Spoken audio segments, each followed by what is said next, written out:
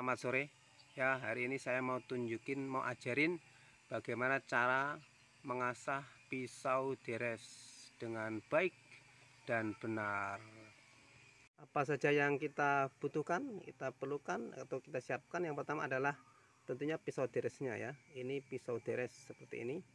Kemudian selanjutnya adalah ini ungkal ya, kemudian nah ini tempat duduk, kayu, ini jadikan bantalan nanti. Air secukupnya untuk mempermudah proses pengasahan. Semuanya siap, maka kita lakukan proses pengasahan proses pengasahan pisau deres, pisau sadap karet. Sebelum pengasahan kita mulai, saya jelaskan dulu ya. Jadi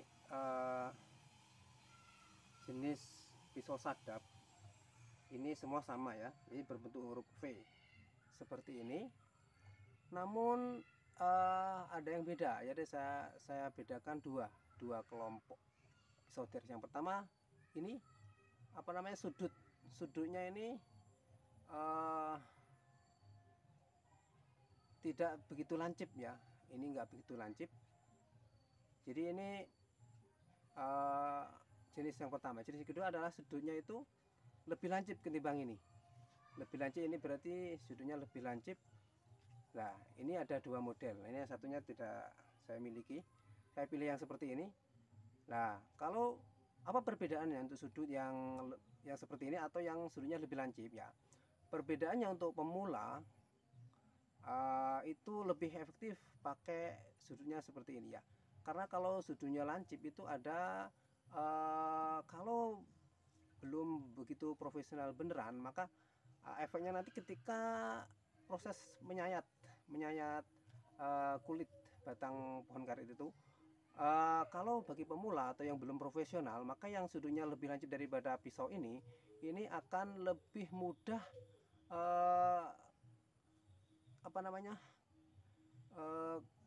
mengenai batang atau kayu batang karet ya.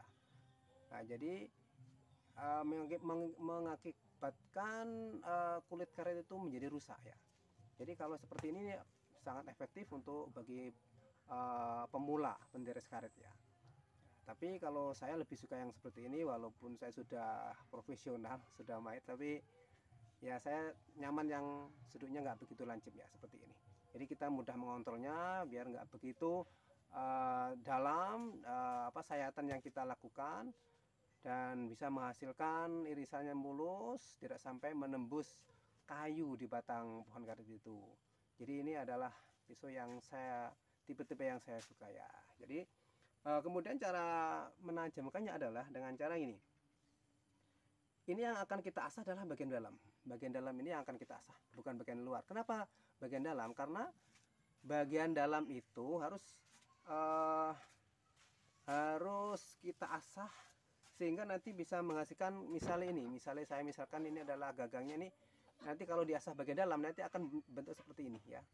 Seperti ini. Jadi ini bagian luar, ini bagian dalam. Sehingga nanti kalau kita sayatkan ke kulit, maka nanti akan menggigit ya, nggak menggigit.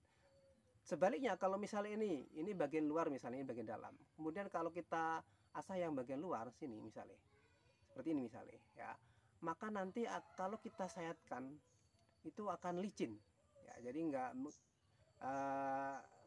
licin, sehingga kita menekannya tekanannya terlalu kuat ya, nanti kita mudah capek. Tapi kalau yang kita asah yang bagian dalam, maka kita menyayatkannya itu sangat mudah, nggak perlu tenaga yang besar sehingga sudah menggigit istilahnya. Jadi seperti itu.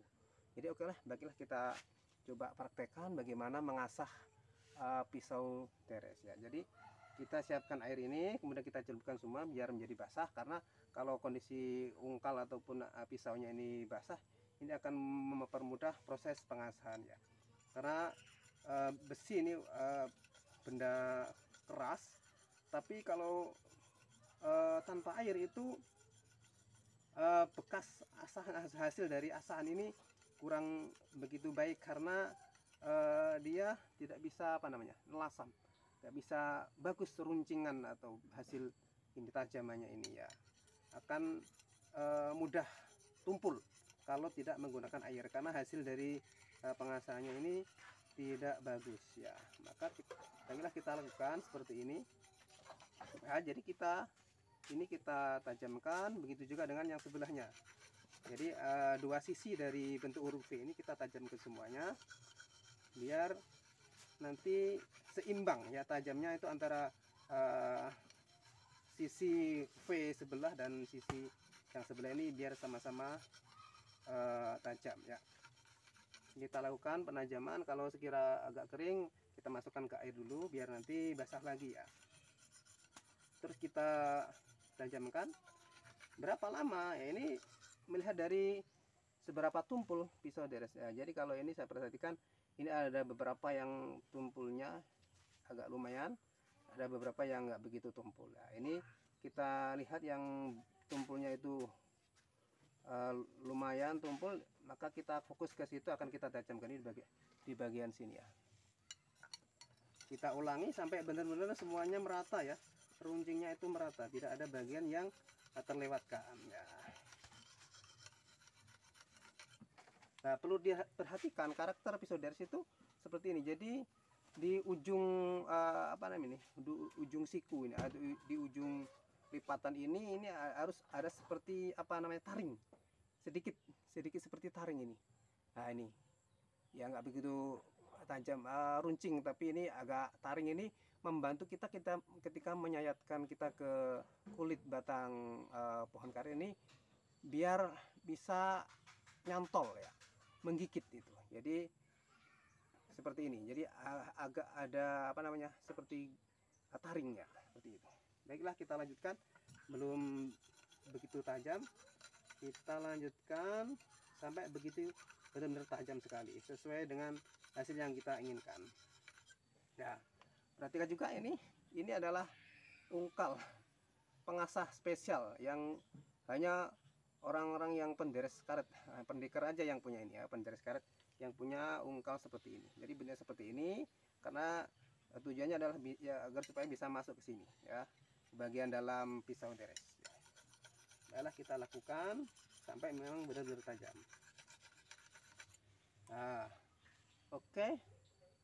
Oh ya, masih ada sedikit lagi yang belum tajam, yaitu di bagian taringnya. Bagian taring ini belum begitu tajam, maka kita ulangi lagi sampai benar-benar tajam. Ya. Oke, awas sebelum tajaran. Kalau sudah terlihat begitu tajam, maka sedikit kita akan balas dari sisi luar ya. Kenapa perlu? Karena kadang kan kalau kita menajamkan bagian dalam, nanti kan ada ujung dari yang tajam ini, ada yang